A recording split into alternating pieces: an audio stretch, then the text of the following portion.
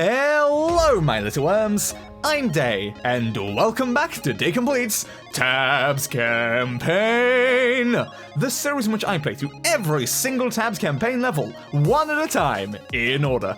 And currently we're making our way through the spooky, scary Tabs campaign that'll send shivers down your spine. The shrieking skulls will shock your soul and seal your doom. Tonight, I think, actually. And the level we're attacking today is Berserkerpile. Although not to be confused with Berserkerpiles, which is a serious medical issue that some berserkers face. Those poor bastards. And our opponents for today are, quite predictably, a whole lot of berserkers in a circle to make a giant Berserkerpile, as the level was named, in the center where all of my units are going to be. Uh-oh. Can I not have my units there? No, unfortunately that's not an option, so uh-oh. But of course the berserkers aren't enough. They had to also throw in 3 Jarls. Great. Because, like, Jarls definitely aren't a threat, right? You know, the super high damaging units that also have an enraged state that makes them literally immune to damage. But we can probably figure something out, right? Maybe. And here's a team that I prepared now. I'm going to be honest with you, Chief. I'm not super confident being able to actually beat this with my current strategy I have in mind. So first, let's just go through the units I don't think are going to work. So my strategy is going to involve a Reaper and some vampires. So firstly, let's just throw in some skeleton warriors and see how this will go. Just as like a quick test. So they're going to jump into like the center of the thing, and then they're probably going to start murdering all the skeleton warriors. The skeleton warriors will be using the fear effect to make them run away a little. The problem is the Jarls. And the reason for the Jarls being a problem is that attack there. The AoE ice attack that is going to destroy any like hordes of enemies you can have around them like instantly. So that really makes things like Skeleton Warriors kind of a no-go. They might be able to beat the Berserkers, but they're not going to beat those Jarls. Archer's going to be a pretty similar case, probably worse though, because they're not exactly going to be doing a lot of like the fearing and stuff. They're just gonna die to all the Berserkers in the middle here, because they don't exactly have a lot of health. Because, you know, they're archers, and also they're made of bone. So they're very fragile archers, and archers are already pretty fragile. Candlehands aren't really going to do much either, because they're mostly a knockback-based unit, and, like, knocking them back is, like, good and all, but it's not going to be enough to actually win the fight, so I don't even think we really need to see that one to the end. That's just not going to work. Then we have the option of pumpkin catapults. Unfortunately, with the berserkers jumping in, the catapults are not going to be able to do much here, because they're just going to get right in front of them, and they're just going to kill the catapults before the catapults can actually hit them, because they're just going to aim where the berserkers were, not where they are. Those foolish, foolish catapults. And that leaves us with the Swordcasters. One of my favorite units in this faction, but again, pretty fragile, unfortunately, so that's not going to be the best for the situation. They can definitely get rid of quite a few of the Berserkers, but again, they're not going to be able to do enough damage to the Jarls before the Jarls get close. So, come on, like, they're hitting them, but it's just not enough, unfortunately. So that leaves us with the only remaining strategy I could think of, which is 1 Reaper here. A whole load of vampires. We're putting, I think, 4 on this side, seem to be worked decently in testing, and then all of the other vampires go over to this side, because the ideal sort of situation we're trying to achieve here is that all these vampires take out the berserkers at the back. We manually control the Reaper, and we use that to damage the Jarls. We need them low enough that they activate their Berserker-like rage effect so that they're no longer immune to damage after that section, and also that we need them to use their ice ability while not surrounded by vampires. Because if they're surrounded by vampires, they'll just kill the vampires with that effect, and we don't want that happening. So, this is our strategy.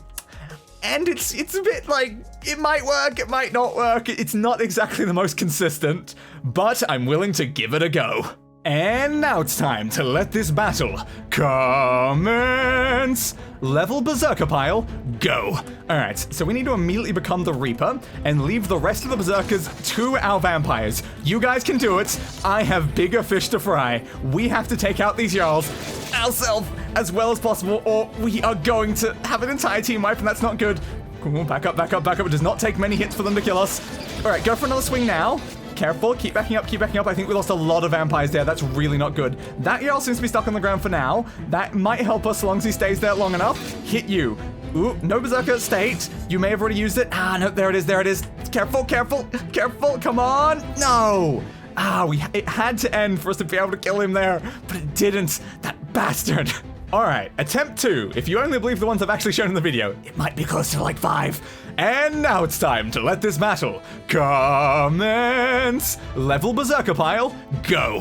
Alright, so we need to immediately go over here and become the Reaper, and then leave all of these Berserkers to our vampires, hopefully. If we can just get a couple swings in there to maybe give them some amount of assistance here, that might help them. And now, we need to take on the Jarls. They're being a little distracted by that vampire right now. One of them's on the floor. Hit you. Ooh, just guys, do not get hit by those AoE. Come on, vampires. You can't get hit by that. Just yes, you're getting that guy in the middle there. That's really good for us right now. He's got it activated. I think we've taken out some of the other ones. Ooh, is it down? Is it down? Is it down? Oh my god, we did it. Finally, we did it. Oh god, that actually worked better when I actually held back there instead of just going straight in on the Jarls, as I did on like so many of the other attempts. But we did it! Oh, that's a little anticlimactic for how much work I did there, but I mean, like, our vampires did a lot of work, and that's all that really matters here. Our units won the fight. It's not important how much I, contributed to that. Victory! So I was under the assumption that because I'd only swung at the Jarls once, that the vampires actually did most of the work at taking them out. But looking back at the footage, my first swing as the Reaper seemed to have one-shot 2 of the Jarls. So I was being a lot more effective than I was giving myself credit for there. I just don't know how. It usually takes several hits, and they have the Berserker state that makes them immune. How did I one-shot them? Was it because the vampires and me were hitting the exact same time and it just instantly finished them before they even had a chance to activate it or something? Because it just generally just went wham and they're just both gone. I'm like, okay, that explains why there was only one Jarl that I was looking at for the entire rest of the fight. I was a little confused, but I was like, why is there only one of them? Why are 2 of them already dead? But apparently, I guess that's might have been what happened there. Good to know. I think I just got really bloody lucky. Because god, that is a hard level. I have done so many off-camera attempts, then there's quite a few recorded attempts in here that I just cut out because they're a bit too boring. So that's why I only left in the first attempt and the successful attempt, which is why I kept making the joke at the beginning of every single one. Attempt 2 of the ones I've shown you.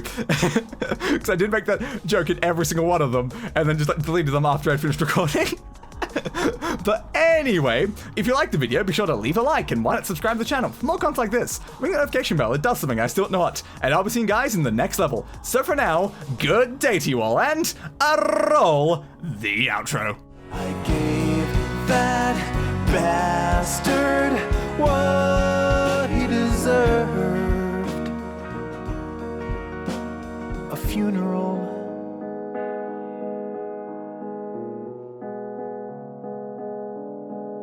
Fit for a king.